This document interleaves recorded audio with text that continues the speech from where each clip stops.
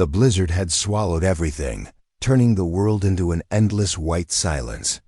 For Clara Whitmore, that silence was an old friend, a thick blanket she had used to cover her memories for 5 years. But tonight, a sound tore through that blanket. It wasn't the howl of the wind, nor the groan of frozen timber. It was a cry. A thin, high-pitched human cry, lost in the fury of the winter storm. To ignore it was to survive. To search for it was to risk everything.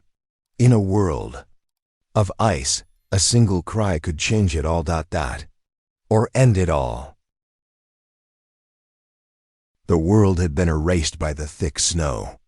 The fences were but a memory, the lines of trees bent beneath a heavy, weighted stillness. The sky was a ceiling of lead, stooping low, unwilling to let go of the earth. Clara Whitmore had just secured the last of the shutters when she heard it, a sound that did not belong here. Not the shriek of the wind, not the crack of ice on the roof, nor the creak of the old barn groaning in protest. It was a thin, mournful echo, carrying the breath of life. She stood frozen, her breath condensing into a mist before her lips. Then it came again, closer this time, a desperate pulse breaking through the howl of the storm. She did not hesitate. Grabbing her coat, she burst through the doorway, straight into the white chaos. The wind seized her, jealous and cruel. She moved by feel, not by sight, her boots sinking into the ice and the realm of memory. 10 steps past the old paddock, she nearly stumbled. Something was there, a shape nearly swallowed by the waves of snow, wrapped in a piece of faded crimson cloth. The bundle stirred, then let out a weak whimper. Clara fell to her knees. It was a child, breath fragile, flesh cold as marble. A thin gash on its forehead, where a trickle of blood had frozen into a dark thread. The patterns on the fabric bore motifs she recognized. Symbols of the Comanche people, sacred and handmade. Her reason had not yet formed when instinct arose. She lifted the child, pressed it to her chest and ran. Ran against the winter's fury, carrying a newfound flame of life. That night, Clara did not sleep.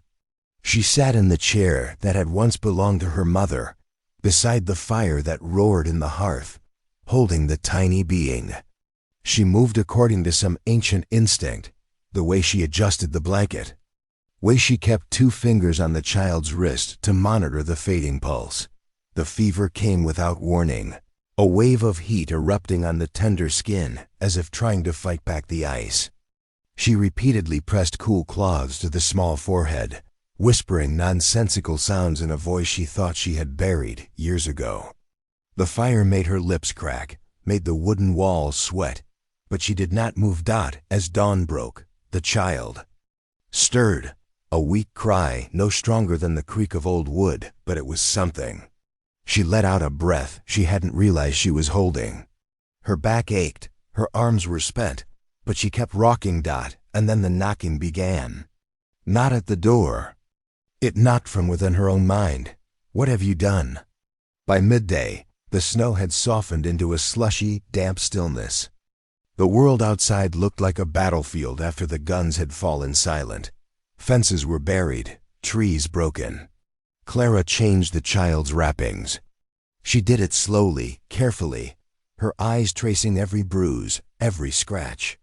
The child no more. Then 8 months old, had a gash on his temple and several abrasions along his arm. But what made her heart clench was not the wounds. It was the necklace. A thin leather cord with a small carved bone. A talisman, protective and unmistakably Comanche. She had lived near their territories all her life. She remembered the signs, the warnings.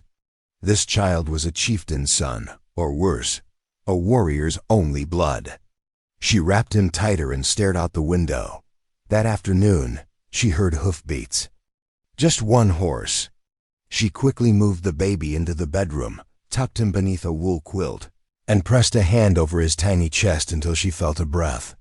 Then she stepped onto the porch. The rider looked familiar.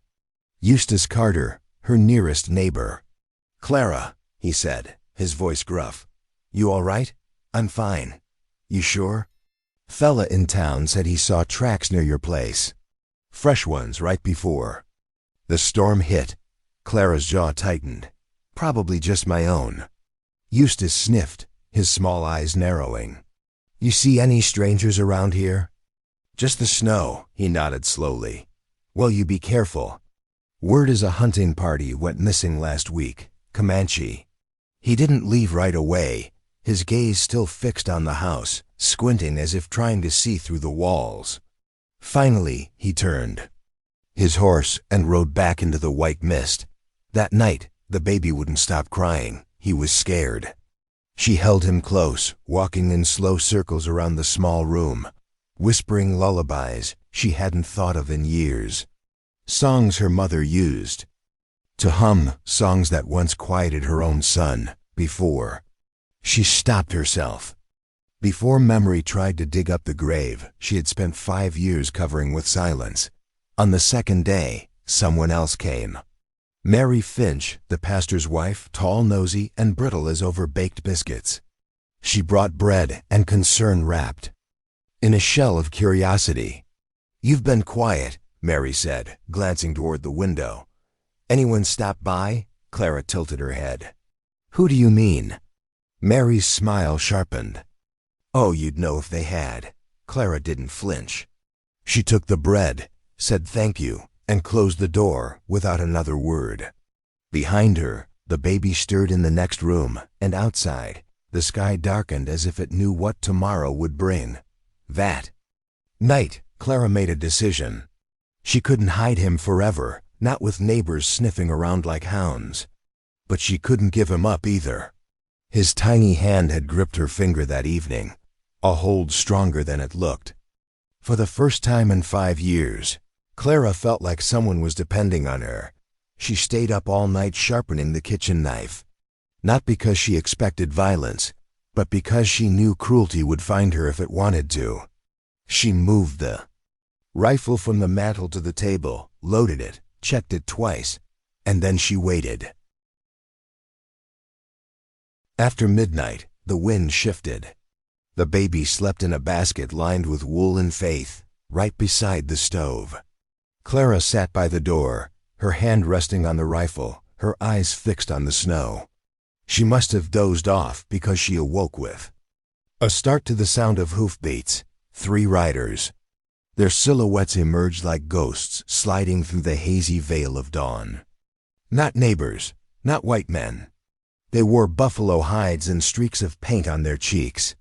Their horses did not stomp or snort. They moved like underground currents, deliberate and silent.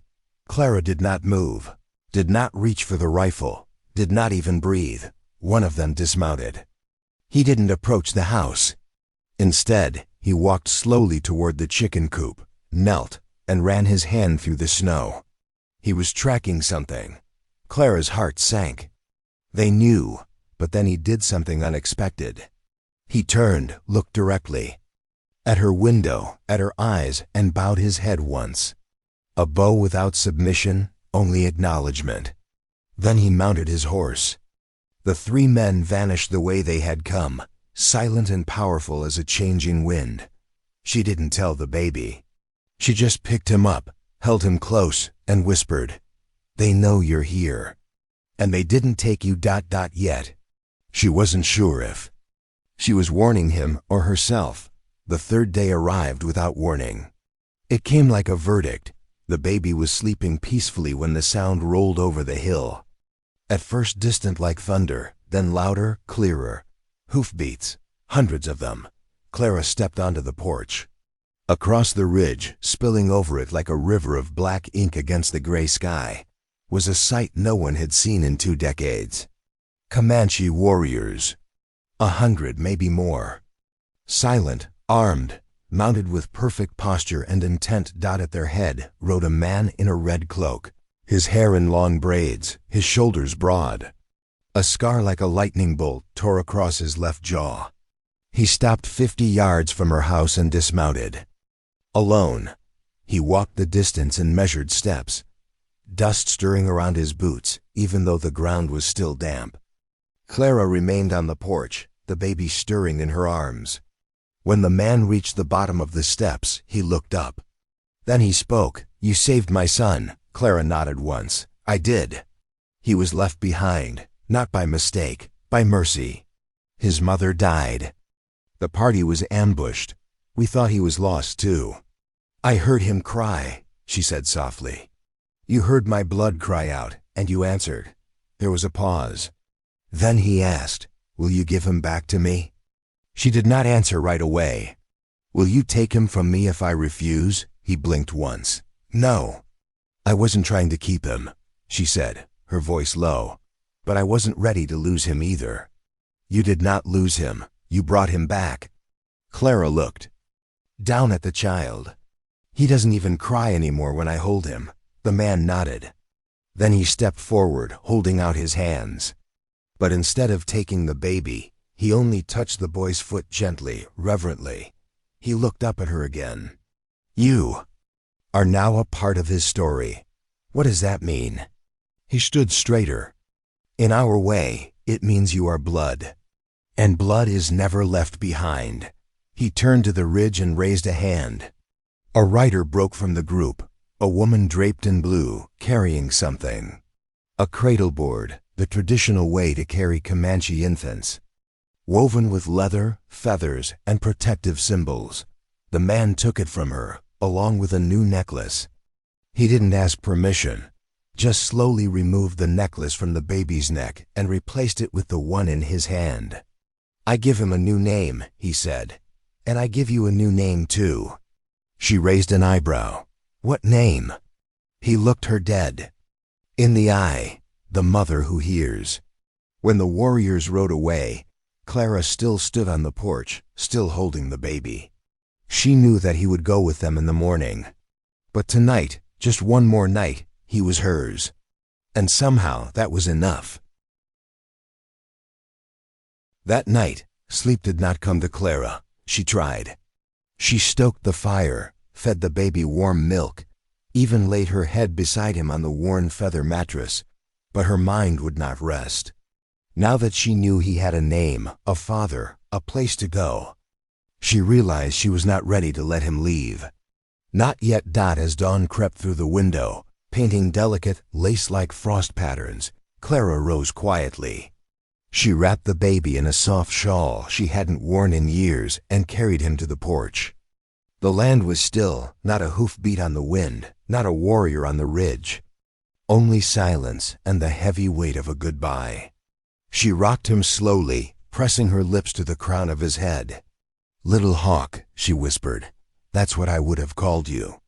Then from the tree line, the sound of hooves, but only one. The rider was the woman from the day before. No cloak, no feathers, just a rough wool shawl and eyes as still as water. She dismounted and approached the steps. Clara stood, baby in arms, and met her gaze. "His father?" she asked. The woman shook her head. "He waits. He does not wish to take him from your hands with his own." "That is not the way." Clara swallowed hard. "I suppose I should say something." The woman tilted her head. "He already heard.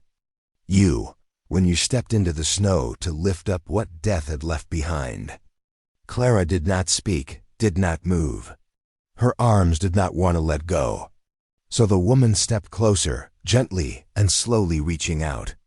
But the baby cried out, not a wail, just a soft half-waking murmur as he twisted and buried his face in Clara's collarbone.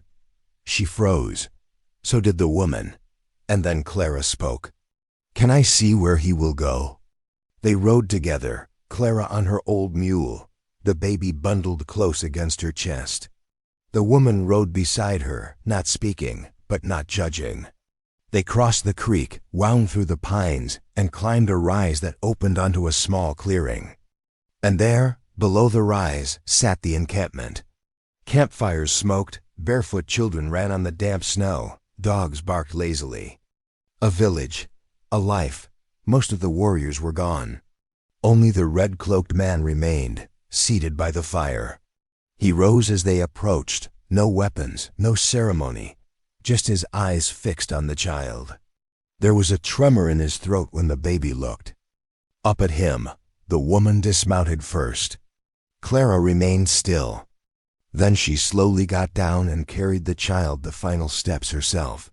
When she reached the father, she didn't speak, just looked at him long and steady, and whispered, "You waited."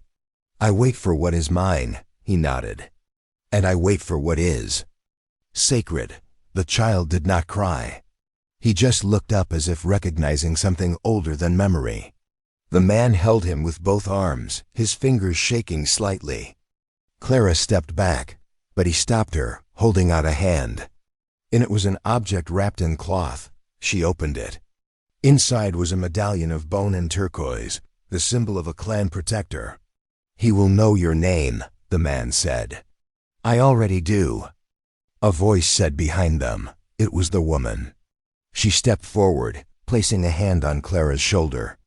"In our tongue, we do not call you the white woman who saved him. We call you Nadoena, she who walks between worlds." Clara lowered her head, clutching the medallion. She did not cry, not then. She felt the shape of something she did not yet understand and whispered, "Then tell him I didn't just save his life." She looked up. "He saved mine." That evening, Clara rode back alone. The fire in her house had never felt warmer, and the silence had never felt less lonely. She placed the medallion above the mantel, where the morning sun would touch it. And every Sunday, she baked 2 loaves of sweet cornbread, one for herself and one left on the flat stone by the creek. It always disappeared. On the 15th day, the hoofbeats returned. The same woman. "He was sick," she said, her voice steady. Clara's heart seized. "A fever from the wound. We feared it would take him, but he lived." A pause. "And he called for you." Clara blinked. "What?"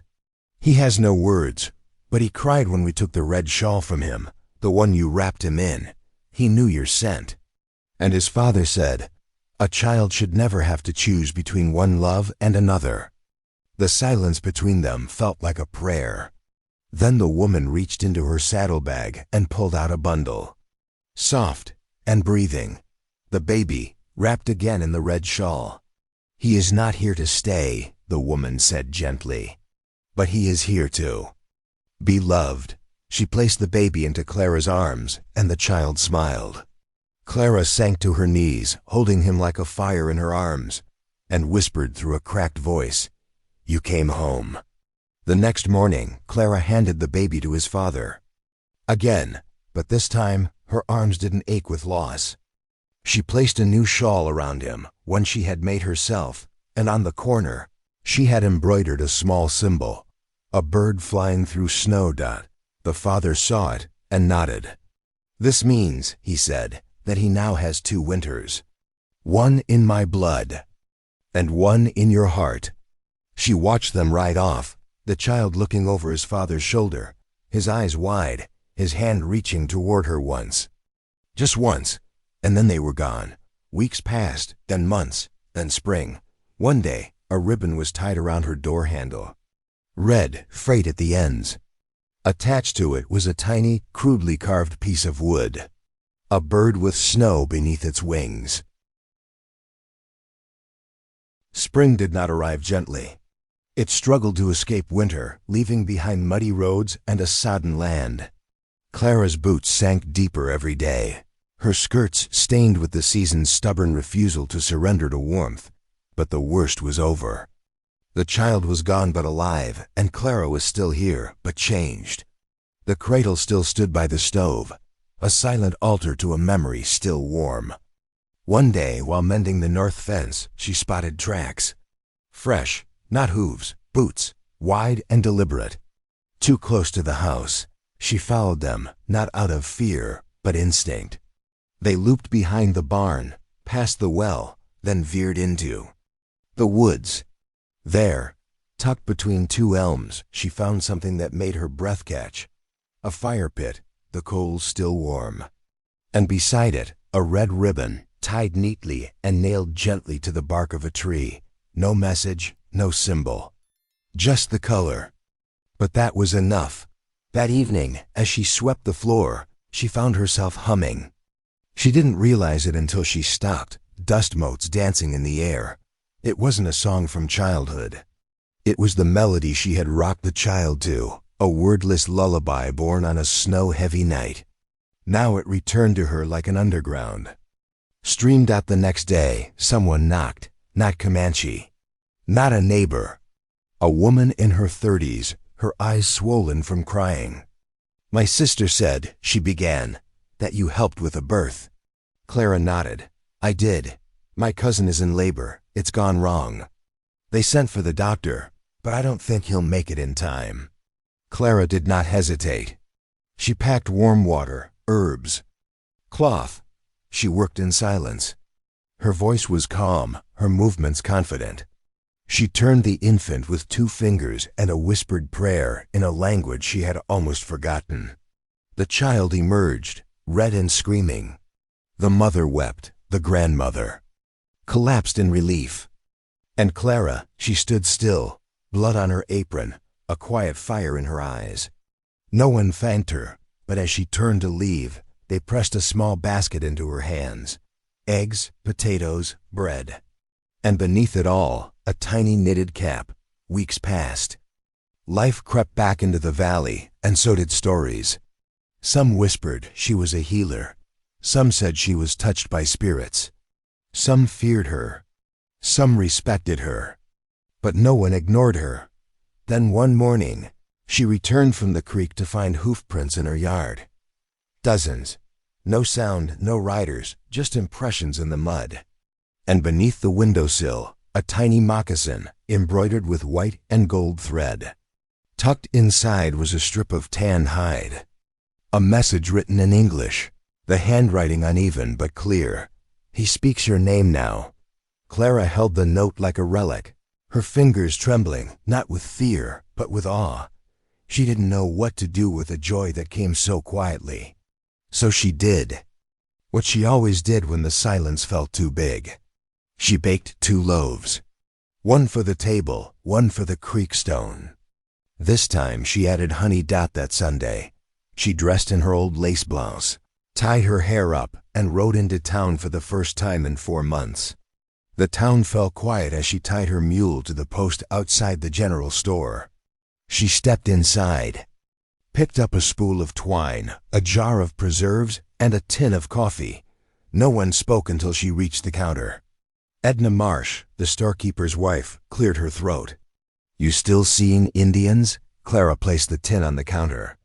"I don't see races," she said. "I see people." "That's not what the town council says." Clara leaned forward. Then maybe they should stop looking through fear and start looking with the fire in their hearts. No one said anything after that. Edna rang up the sale in silence. And Clara left with her head held higher than it had been in years. That night, a bundle was left at her door. Inside was a single drawing, charcoal on animal hide. A chubby-faced child, smiling, held between 2 women. One with braids, and one with a familiar red shawl. Summer came early, the valley drying into golden stretches of wheat and dust. The sky went quiet, the kind of quiet that comes when something important is about to happen.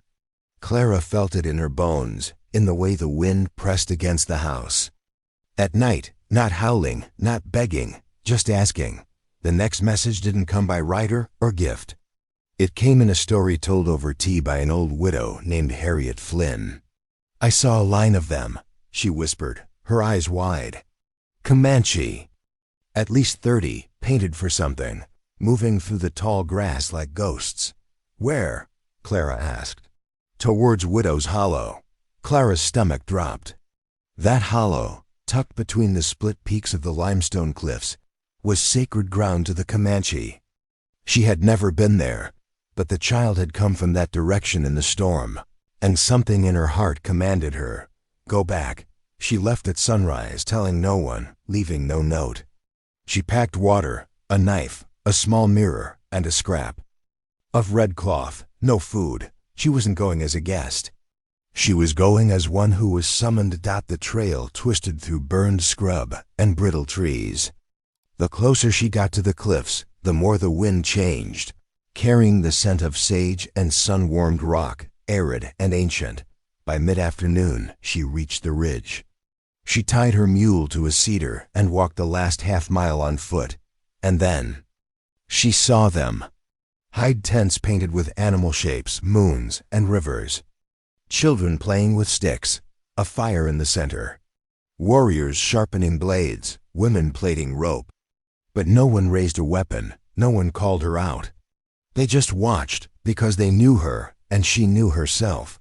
She stepped into the camp. Not waiting to be invited. She didn't need to. Because from the largest tent, a voice called out, "Naduena." He stepped out slowly. The father, the war chief. His red cloak was replaced by a linen tunic, his hair braided with bone beads. In his arms was the boy, not a baby now. A toddler, healthy, chubby-cheeked, his black eyes bright with recognition. When he saw her, he leaned forward and flailed. His arms, Ma.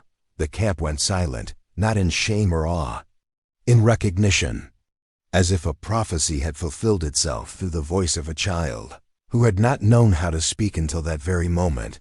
Clara froze. Then she walked forward. The chief handed her the child, without a word, without a ritual, only trust. She held him, he leaned against her chest, and for the first time she cried. Not tears of grief, but of completion. That night they danced. Not Clara, she sat by the fire, the boy asleep on her lap. But the women moved like wind, like water, like breath, their feet stirring dust in perfect rhythm. A woman leaned over and placed something beside Clara, a piece of deerskin painted, with 3 symbols, a cradle, a fire, and 2 birds flying side by side. She looked up, the woman smiled and said, "We do not burn what the wind delivers." The next morning, she woke to find the boy gone. Her heart kicked against her ribs, but only once. Then she heard his laughter and followed the sound. He was with the chief and a small group of young warriors. They were showing him how to ride, not a real horse, but a stick. But the boy shrieked with joy each time they galloped in circles. The chief looked at Clara and said, "We are not here for war." She nodded. "I know. Some wanted it," he continued. After the storm, after they saw a woman take a blood child, there were voices that said to burn her. He smiled, and I said no. Why? No warrior sets fire to the place where his son was reborn. Before she left, the chief handed her a pouch. Inside were seeds, wild tobacco, he said. "Mix it with your garden. It will remind him of both homes." Clara placed it in her pack. She didn't say goodbye. She didn't have to. When she turned to leave, the boy cried out once, reaching for her, but his father held him steady. "Your mother," he said softly in Comanche, "is in the wind, not the fire." And the boy quieted. She walked the whole way home, not riding. Because some journeys are only complete when your feet touch every stone of the road. That evening, she stood at her garden gate, pulled the pouch from her pocket, and scattered the seeds into the soil. With care, a ritual, a planting, a promise. Autumn dropped by like an old friend, without fanfare, just a shift in the light, in the way the shadows leaned longer on the dirt road. Clara moved slower now, not because she was tired, but because she had learned that nothing of worth ever rushes toward you. The boy did not return, not with footsteps or the hoofbeats of a pony, but he was everywhere. In the shawl that still hung near the stove, in the charcoal drawing on the mantel, in the name she had carved deep into the windowsill. He lived in the space between the whisper of the wind and the silence of the house. The town forgot. They called her Miss Whitmore again. But she didn't mind, because the ones who mattered still remembered. Then one November morning, she found a letter pressed between the doorframe and the post, held there by a carved stone. The handwriting of someone learning. Inside were 5 words. I miss you, Ma. Clara held the letter for a long time, then placed it in her dress pocket. She didn't cry, didn't smile, just stood there with a deep stillness, like a tree rooted in. 2 soils, weeks passed, and then one morning she heard the knock. Not urgent, not loud, just certain. She opened the door and froze. He was there. Not in arms this time, not swaddled. He stood there, barefoot, hair braided, cheeks full, taller than she remembered, holding the hand of the woman in blue. He said nothing, just walked forward, placed both his tiny hands on Clara's skirt, and looked up. Ma, Clara dropped to her knees, held him tight and whispered, I had hoped you'd come back standing. He laughed. I came running. I just walked the last part. They stayed 3 nights. The first night, the boy slept in his old cradle. The next, he asked to sleep on the floor beside her bed. Clara let him. The woman brought herbs, stories, and a woven pouch of dried meat. They shared long silences filled with warmth. On the second night, as they shelled peas by candlelight, the boy sat in her lap and asked, Did I come from your belly? Clara stilled. The woman looked down. Clara considered lying. Then she placed her hand over his heart. No, she said softly, you didn't come from here. Then she tapped her own chest. But you came from here. The boy nodded as if he already knew. Then that means I have 2 hearts, he said. And she pulled him closer. Yes, and 2 homes. When they left, the woman didn't say where they were going. Clara didn't ask. The boy turned once from his pony, grinned wide, and held up a stone with a feather carved into it. He threw it to her gently. She caught it mid-air. I'll bring you more, he said. Then they rode on, not away, just onward. That winter, Clara planted the seeds. The tobacco grew fast, and she mixed it with lavender, let it dry, then burned small bundles at dusk. She didn't pray, didn't speak, just let the smoke curl through the rafters like a reminder dot in the spring. She found a new stone tucked in the same place she used to leave cornbread. Carved in it was a bird in flight. This one had her eyes, Clara. Never married again, never left the valley. But when she died many years later, she wasn't buried in the churchyard. She was laid to rest in a circle of stones beneath the pine trees near the creek. And on her grave marker, a single word was carved into the wood. Ma. Now. It's your turn. If you were the child Clara found that night, crying in the snow, could you walk away from the arms that kept you warm when the world turned cold? Think about it. If a stranger saved your life, what name would you call them? If a child belonged to 2 worlds, one of blood and one of choice, which one would feel like home? And tell me this, is a mother born through bloodlines, or through the quiet way she holds you when no one else will? Leave your thoughts below, because the wind will carry us to another story soon. But for now, we have stood in Clara's valley. And out there, beneath the pines and memory, one word still echoes.